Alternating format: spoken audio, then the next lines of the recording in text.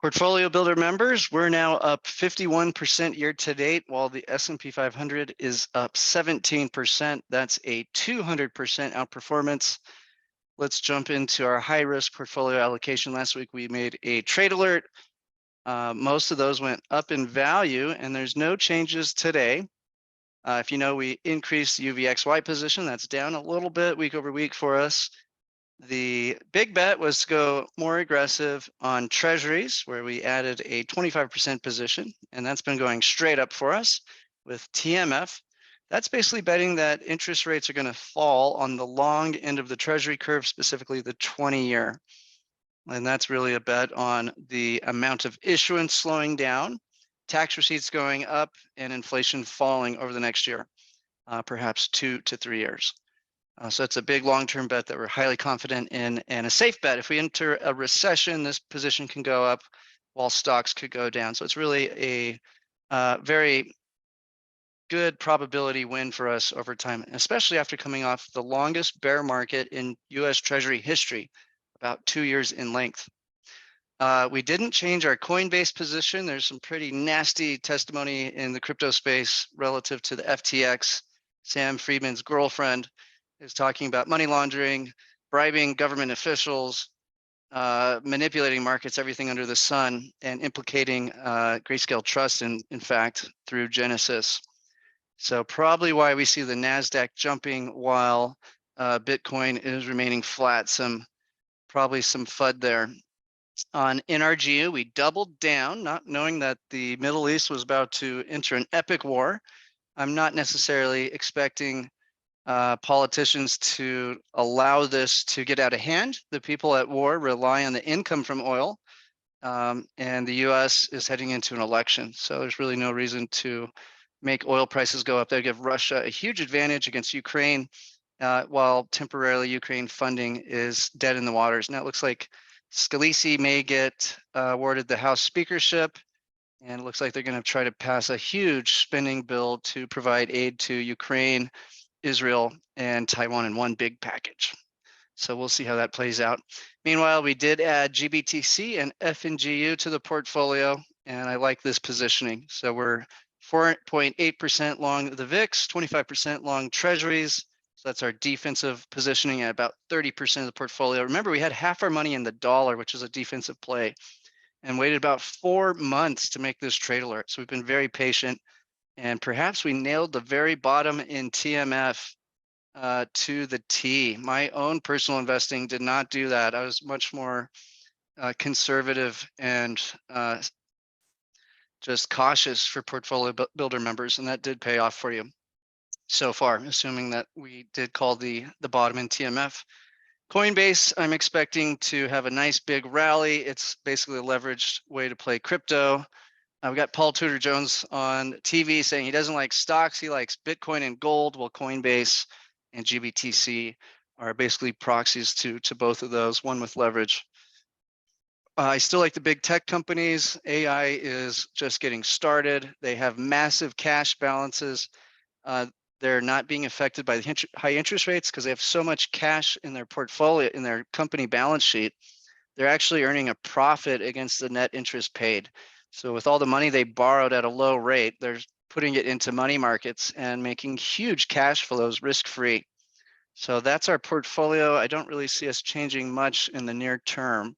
If anything, maybe add BOIL. We did have a gas line sabotaged over the weekend, and perhaps this could be used as a wild card in the Ukraine-Russia war, and it, mainly trying to put pain on Germany and other surrounding countries with high gas prices. So maybe we'll look at adding natural gas. It's been going straight up for the last 3 months. So maybe look for a pullback on that. Maybe too late to find a pullback. We'll consider that next week. Here's our returns, 51.37% year to date.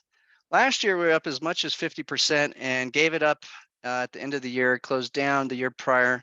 We had a 233% return. We launched in 2020 with a 4.7% return in December. Okay, so tomorrow's big inflation prints. The headline and core are expected to fall by 0.1 basis points. And I think that will likely happen or a beat. I'm not expecting for the inflation to be too hot. So hopefully we'll have a nice bull move to close out the week in our inflation bets. Excuse me, not our inflation, but inflation bets that it's going to fall, which is again basically betting on the tech stocks, the cryptocurrencies, and the treasuries getting a big bid. And this chart is looking at NFIB prices planned. And again, it's basically predicting with this data, at least, we're getting similar data with PPI. So PPI came in a little hot today. It's been rising last 3 months, but again, the CPI is very far trailing this data. And so this is essentially predicting that we're going to bottom out on inflation around 3% and then maybe bounce around from there. And again, the Fed's target is 2%. So we'd like to see some of the leading data continue to hit 0 or negative to help drag this expectation towards 2. But for now, we've got a good year runway, expecting inflation to fall towards 3 for the time being. One of the sticky parts of the inflation has been wages. Now, again, the Friday non-farm payroll came out last week, and there's a huge beat, almost twice as many jobs gained as expected. But the real underlying message is that Americans are struggling. There's a few rich that are still living it up from the big gains they've had in their house valuations and their stock portfolios. But everyone else is leaving full-time jobs that aren't doing the job for creating enough income, and they're getting 2 part-time jobs. So we had a massive amount of part-time jobs added to the payroll and lost a massive amount of full-time jobs. Furthermore, the amount of people working 2 jobs is at a new all-time high. So this is the new gig economy post the lockdowns of 2020. The world has definitely changed, and people are going to make more money running 2 part-time jobs than 1 low-paying full-time job. Meanwhile, this is looking at the core PCE relative to average hourly earnings. And this is predicting that average hourly earnings are going to continue to fall, which again has been one of the sticky parts of the inflation. Here's the meeting probabilities for rate hikes. Essentially, we're done hiking interest rates without some sort of shock. So if we got an oil shock or we got a wage pressure shock, most likely that'd be the only things that could potentially create these probabilities to go to 1 more rate hike.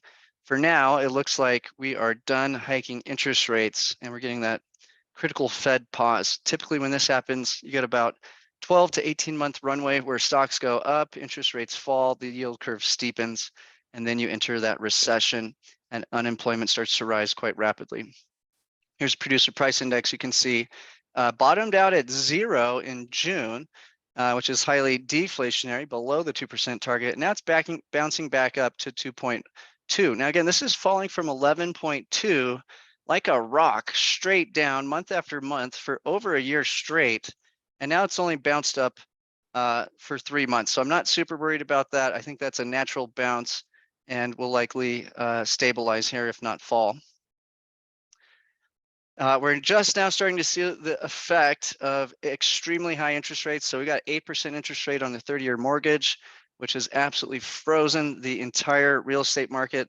If you're going to sell your house and move, you're going to double your mortgage payment essentially to get the same house. So you could get half the same house and have the same mortgage payment. It makes no sense. So I don't see a big crash in real estate. There's not enough supply. But I just see this entire sector of the economy really freezing over until interest rates begin to fall.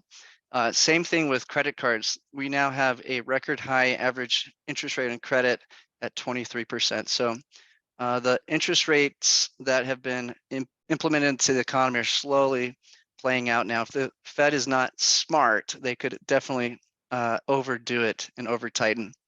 If you're a Bitcoin fan, it's probably the only bullish thing that we've seen in the last 24 hours because price action has not been happy. With the NASDAQ going up, we'd expect Bitcoin outperforming NASDAQ 2 to 3 times. Instead, it's been falling. And again, probably relative to this FTX trial, a lot of bad juju being revealed in the testimony. But Jim Cramer says he expects Bitcoin to go down big. And so again, everybody jokes that he's a inverse trade alert to follow. This is looking at the impacts of the global investment institutional capital and what impact that would have. If we were to get the current market cap of crypto, it's around 1 trillion.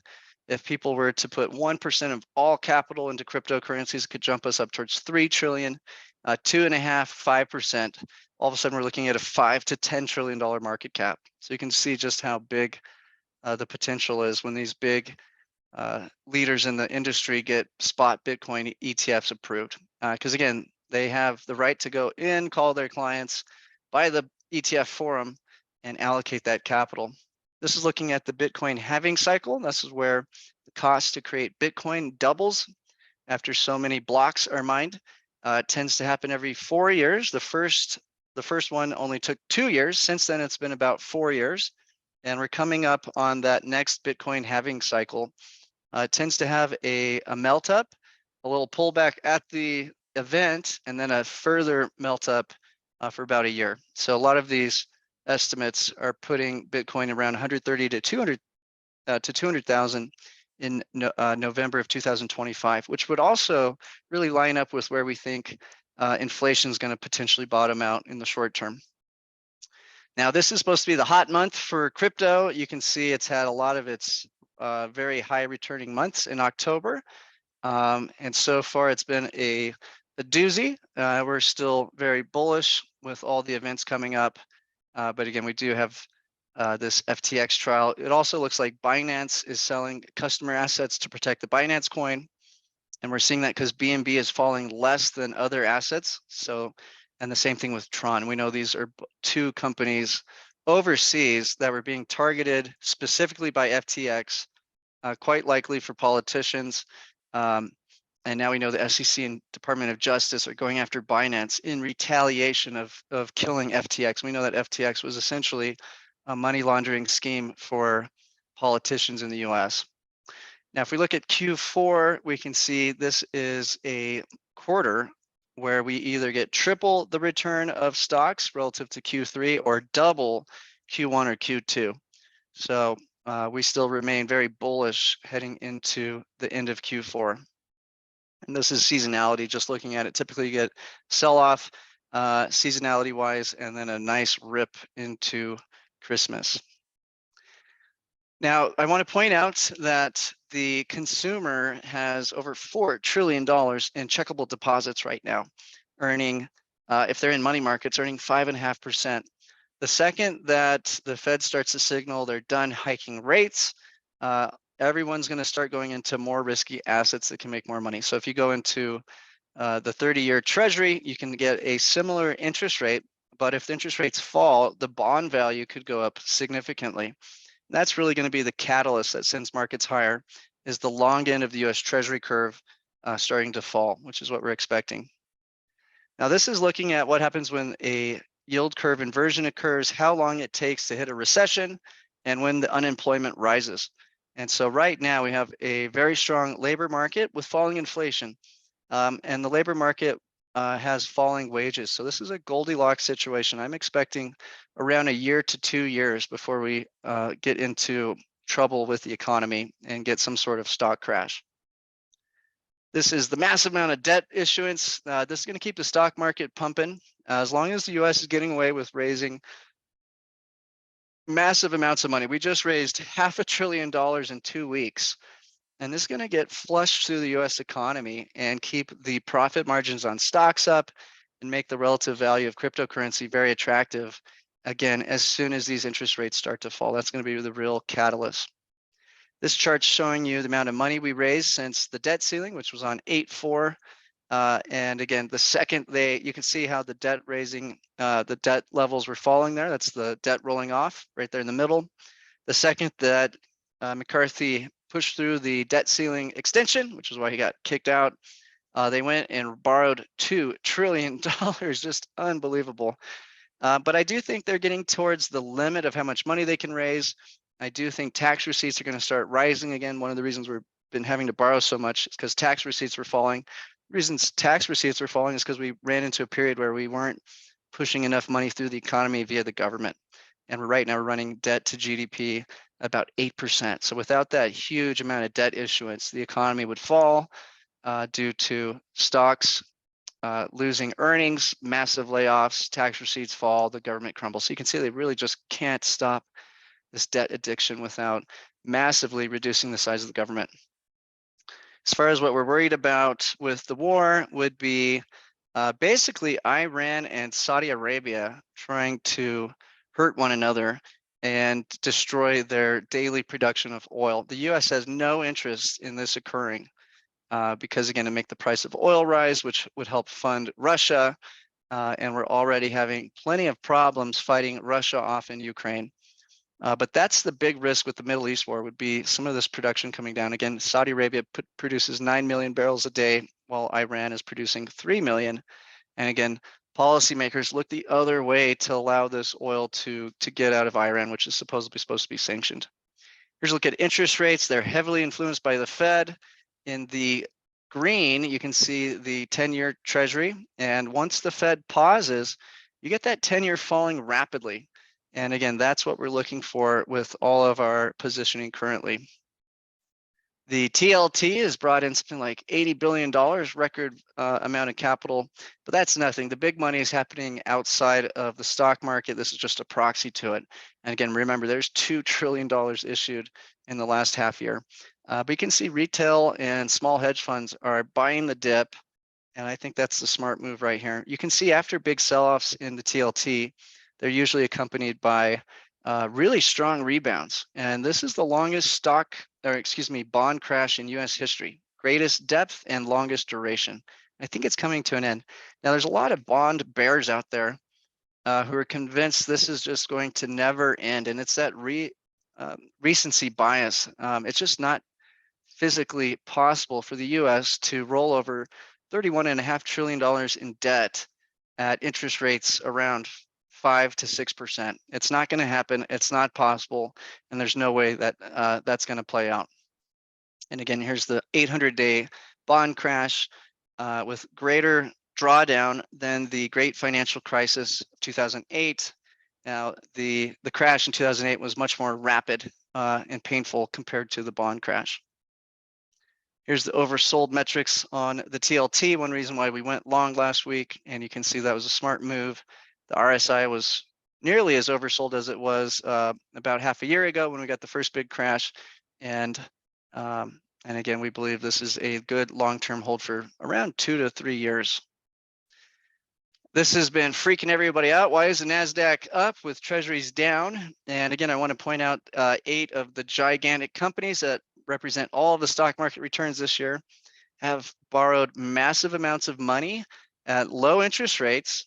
They're taking the cash and putting it in money market funds. So they're making like 3.5% for free on a massive, massive cash pile. Plus, they are cash flow hogs. They make so much money. So these high interest rates are actually helping these behemoth tech companies. And that really is why I see this oddball discrepancy. Okay, Safe Growth Portfolio has been buying value. And the only way to make money in the last 2 years has really been playing momentum. So you're playing super risky stuff that's going up straight up, and anything worth value and low multiples was a bad bet. So this portfolio has had underperformance over the last 2 years trying to play it safe, while the high risk has had these extreme returns. This portfolio, I believe, is about to have a 2 to 3 year massive return with very few changes. We have a small hedge, which we could add to potentially in the coming weeks. UVXY is at 1.7%.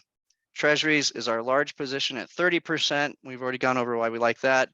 EDC is emerging markets. So you get China, India, all sorts of little countries out there that are trading at extremely low multiples. If interest rates fall and the dollar falls, EEM, which is what EDC is times 3, can outperform the SPY by up to 5 to 10 times in different market cycles. So we do think this will eventually be one heck of a value play. We've got a huge Bitcoin position with GBTC. That's the safest crypto position. It's basically a proxy on the NASDAQ. Okay, so it is underperforming in the short term, but Bitcoin's been quietly the best performer this year, even outperforming the NASDAQ despite the recent underperformance in the last week. And then meanwhile, we remain heavily hedged in our GU. So I don't see Safe Growth changing much. We could add a little BOIL to both portfolios, and we could top up UVXY a little bit in the safe growth portfolio. Its return is down 10% this year, and it was doing well last year till December when the bond crash hit. And again, I don't see us changing anything for several years in dramatic force, and seeing very, very nice returns with again, value plays. Okay, so here we're looking at the 10-year versus 2-year. This is a chart going back to 1980. When the low end of when the low duration months interest rates fall fast, that's when you get this rising yield curve. So we're expecting to predict a recession. We're going to see all these interest rates falling, but the front end is going to drop towards 0, while the long end is slowly heading towards say like 2 to 1%. So the beginning move with the long end falling is going to be very bullish, but soon as the recession and unemployment starts rising, the front end is going to drop to 0. The Fed's going to have to cut to 0 in an emergency, and we're already going to be in a stock crash environment. So that's typically what creates this. So right now we can see it started to rise, but it's not even positive yet. So again, I believe we're a long ways away from any sort of serious recession. So long as the Fed pauses, they change their dot plots to signal rate cuts. And again, there's been many instances where they've been able to cut rates and avoid a recession and a stock crash after hiking interest rates up. So we'll see if they're going to do that. And here's the week over week change, not a lot. Now we'll look at some charts. We've got the 2-year flattening out. We've got TMF potentially bottoming. A lot of people think this is a head fake and is going way lower. I highly, highly, highly doubt that. And if it did go much lower, I'd expect yield curve control to come in and you get a massive, massive stock market rally. We're really at the point where if you do the math, the US is insolvent at interest rates much higher than where we're at. Another basis point higher, and we're really just, there's no way to fund the US government at these interest rates. DXY, I believe, is topped out and will begin to fall with interest rates. Here's your yield curve. We can see the highest interest rate on the 3-month is 5.5, and then the lowest interest rate across the curve is at the 10-year at 4.5. So there's a 100 basis points difference in that. FNGU, we are long once again. If interest rates are going to fall and we're about to shove trillions of dollars into the economy, I expect these companies to break to a new high. And again, these are the big tech companies that have dominated the returns of this year. Coinbase hit something like 96, fell back to 76. And again, as soon as they win these court cases, I believe this is going to be a great play long-term as the main centralized exchange for cryptocurrencies in the US with very little competition. GBTC is up 132% for the year. I expect this to outperform as they try to convert to an ETF. Now, the reason why it's up more than Bitcoin itself is because it was trading at a 50% discount window. That has been closed. So expect this to track somewhat closer to Bitcoin. In the last bull market, this was actually trading higher than Bitcoin. And then in the bear market, it was trading lower than it should have. So it's been a wild asset. There is some risk that Grayscale Trust is going to have to be wound down due to obligations of its parent company to Genesis relative to the FTX trial. But again, at the end of the day, I don't see this as a risk to our shareholders buying GBTC because you have the underlying assets held. EDC started the year off really good with inflation falling, then inflation came roaring back, and since then it's down 25%. We're going to hold this. I think this is going to be one of the better returners over the next 2 to 3 years and outperform the S&P 500. We can see oil, Brent oil having this run up over the last few months, but nowhere near where we had the crisis from the Russian invasion. And I don't see that coming back anytime soon. Here's NRGU, which we want to hold as a hedge against essentially inflation coming back plus war. And again, we're getting a nice little bounce on that. Here's your 30-year going way, way, way out of range. Some people think that this is just going to keep going up indefinitely with a recency bias. I believe we're topping out and getting ready to crash back towards new lows. And again, that's the only way the government's going to keep this this Ponzi debt scheme going. GLD trading flat, silver trading flat, UVXY really just trading sideways week over week, slight drawdown. The banking system we're tracking from KRE. If this were to dip below 38, 35, I'd get worried, but staying in there. S&P 500 has had a bit of a pullback and now a rally. The oversold conditions are neutral. And again, if we get a beat on the inflation, expect this to jump. If it's a little bit hot, maybe flat. And if it's really bad inflation print, I'd expect a big sell-off in both bonds and stocks tomorrow.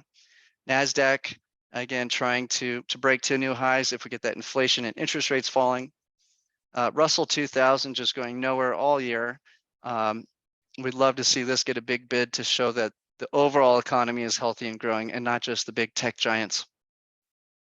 Consumer spending is slowing down. Chinese exports and imports remain healthy enough. Retail sales remain decent. Credit did collapse a little bit last week. Bank credit continues to grow despite a bunch of regional banks getting killed. The balance of trade remains pretty static between US and China. Consumer credit, as you can see, did change. It's been falling for the last several months. China's PMI remains in positive territory. Their imports remain healthy.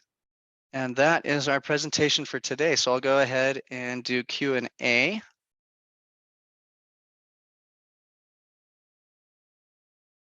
But yeah, I think we're going to pretty much sit tight and let these positions play out for us. Now, if you're interested in getting a lifetime membership, we have a really good deal. So you don't have any more annual fees if you're on a trial. We've also got a special deal for you. Call Dean now to learn more at 505-322-7515. Thank you guys very much, and we'll see you back next week, same place, same time.